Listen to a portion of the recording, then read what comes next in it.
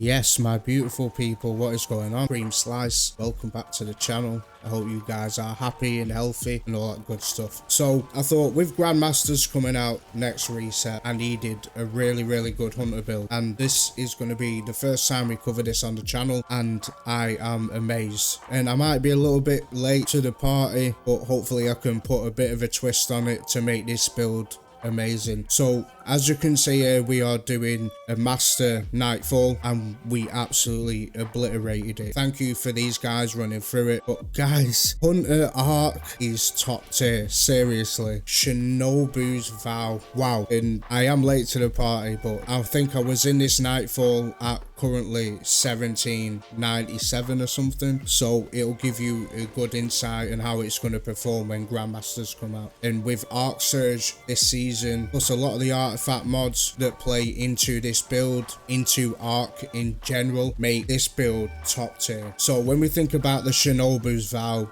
it is literally infinity skip grenades. So when you equip the Shinobu's vow, it's going to give you 5 seekers, and each of them hit for 10%. So when you land all your skips, it's going to give you about 50% back, as you know, standard math would make it. But with the mods and everything else that we've got going on, from the artifact to the mods, allow us to just keep throwing them. It is literally infinity powers. So we'll break down the build, the aspects, the fragments, the mods that I'm using as well, and some of the weapons that we can pair with it that work with some of the fragments make me happy. So yeah, we'll get into it. So we're using flow state. Defeating a jolted target makes us amplified. And if you guys are new to this, basically in the artifact this season, there is a lot of benefits that you can reap from becoming amplified, from damage resistance to lightning, jolting everything. And with one of the artifact mods, you can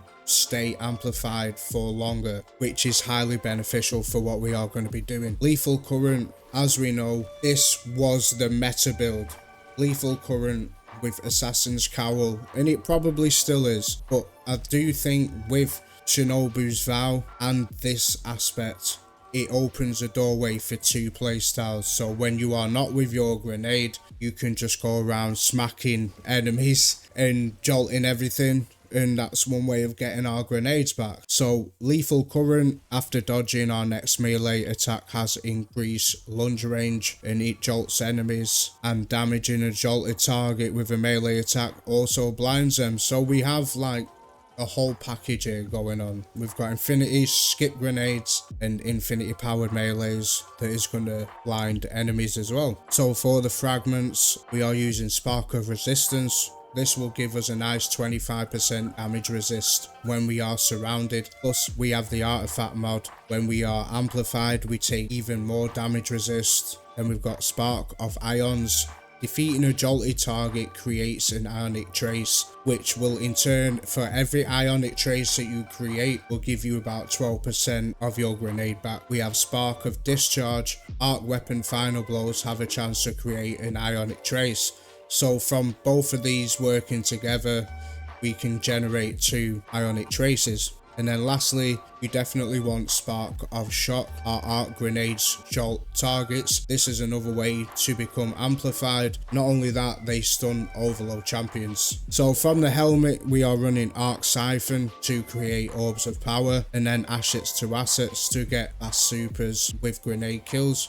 On the Shinobu's vow, we have double grenade kickstart, so we are going to be constantly creating armor charges and orbs of power to feed into the grenade ability loop. And we have impact induction. So with impact induction, just causing damage with your melee is going to refund you grenade energy back, which is really easy to do. Even in harder content, you just need to dodge and stack combination blow, get a kill, and you can just do that while you're waiting for your grenade to recharge. On the chest piece, we've got arc damage resist charged up, so we can hold an extra armor charge. On the boots, we have elemental charge, so when we pick up our ionic traces, they're going to count as armor charges, and we are going to pair that with stacks on stacks, so we can hold 4 armor charges at any given moment. And then finally, on the cloak, we have a double bomber mod.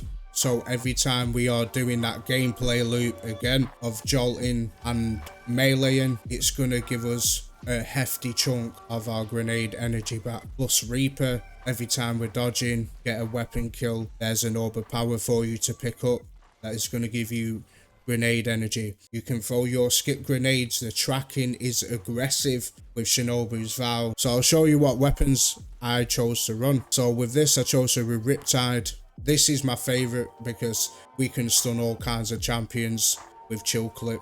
Secondly, Centrifuge is amazing with this. So the great thing about Centrifuge is auto rifles have had a 20% damage increase inside a PvE. This perk, Overcharge Capacitor, sprinting, sliding and firing this weapon will build up electrostatic charge.